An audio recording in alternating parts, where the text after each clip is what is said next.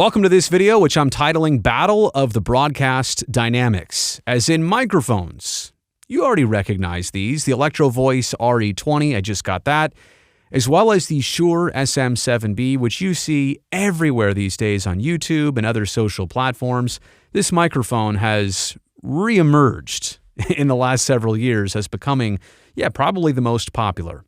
Now, if you're watching this video because you're about to make a purchase, you're trying to decide one or the other, I'm actually not going to make the ultimate recommendation for you here in this video. But at the end, I am going to suggest perhaps one I like a little bit more than the other under certain circumstances. But I understand why these are compared so closely.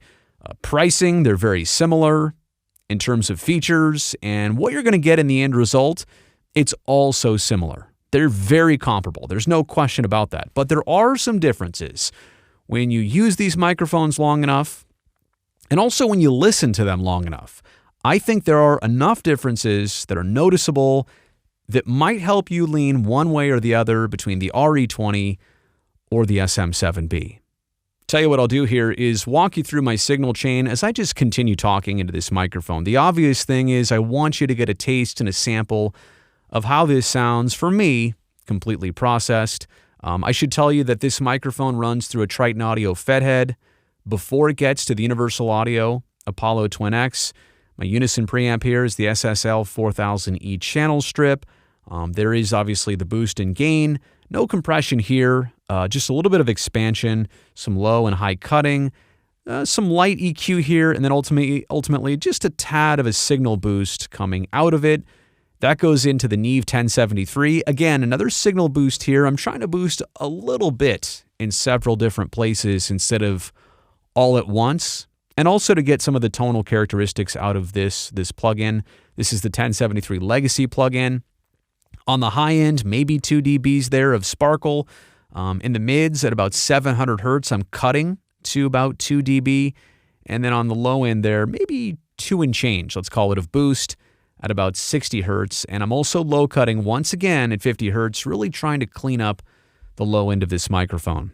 And that brings me to compression, and that's where I think this RE20 really shines when you throw some compression on it. And again, why wouldn't it? This is a radio microphone. Most radio stations are compressing. Let me scoot this over here so you can see that my gain is just above 30. My peak reduction is just below 50. Those are the settings. The emphasis knob is at about 1 o'clock, and I'm on limit mode here on the LA2A. So that is this microphone, completely wet and processed. I'll give it to you dry in just a second, but first let's listen to the SM7B processed. All right, this is now the signal chain for the SM7B. I'm only sharing this to really let you hear my voice a little bit more and get an understanding of how this microphone sounds completely processed. One of the challenges of this mic is how quiet it is, how much it needs to be driven preamp-wise to really get a sound out of it, to get a good tone out of it. I'll let you hear it unprocessed in just a second, but there is so much that goes into this mic to get it up to a standard level before you even do any compression or EQ to it. It's got the Triton Audio FET in line here. That's about 28 dB. I'm also boosting another 28.5 dB, as well as, compression and other areas here boosting this signal. It's realistic that this mic, needs more than 70 dB of gain to truly get a good recording level out of it. The settings here, not that much different from the RE20, a little bit of expansion, some low cutting. The EQs are in different places. I'm up here on the slider just a little bit, as well as the output, trying to boost this signal a little bit in a lot of different places. Here's the 1073. You can see that I'm a little bit more here on the high end and boosting only a tad on the low end with a cut for the boxiness there at about 700 hertz. No low cut here, but I am boosting the signal by maybe 1 dB on the 1073 Legacy.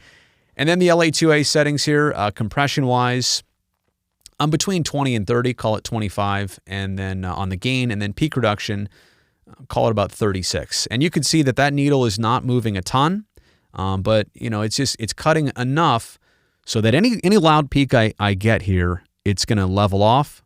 But generally, most of the time, it's between 0 and 1, occasionally between 2 and 3. And last but not least, I have to let you hear this RE20 completely dry and unprocessed. I realize a lot of you may be using this microphone in this fashion, where you're going to be doing the edits and EQing and compression after the fact, or maybe this is how you intend to record material, completely straight into a recorder or something else, but having no effects on it. I do have to say that I think this mic is okay, dry. But for my voice, I know it's a little bit boxy. There's some mid-tones that I can hear right now that I would love to cut out. But overall, it's a pretty flat microphone. There is a little bit more of a presence, this being a dynamic microphone on the high end, so I do appreciate that. I really do think that this mic overall has close to a condenser sound for being a dynamic cardioid microphone.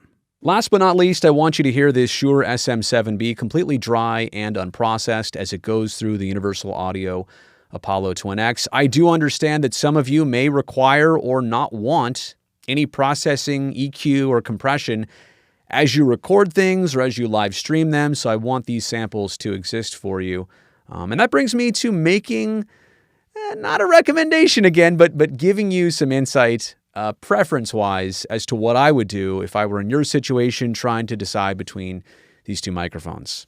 And that's kind of the thing here. If you were going completely dry and unprocessed, and if you were just going to record stuff with this mic, either, again, live streamed or straight into a recorder, then I would go with the Shure SM7B. Now, both these microphones are going to need an inline preamp, usually, unless you have a really good recorder like a Sound Devices Mix Pre 3 or 6. But I would say that if you're going to go the dry route, go with the SM7B. It's got a presence boost built in, but I do like this microphone in the untreated, in the unprocessed category more than I like the RE20. But I do have to say, as I talk into this microphone right here, that if I'm going fully processed, I'm here in the home studio, and I want that clean, crisp, authoritative sound, then I'm actually going to go with the RE20. Again, for any kind of processing, any kind of polished sound that I am going to go, and give some effects to, that I would choose the RE24. So, hope that helps. Hope you enjoyed this video.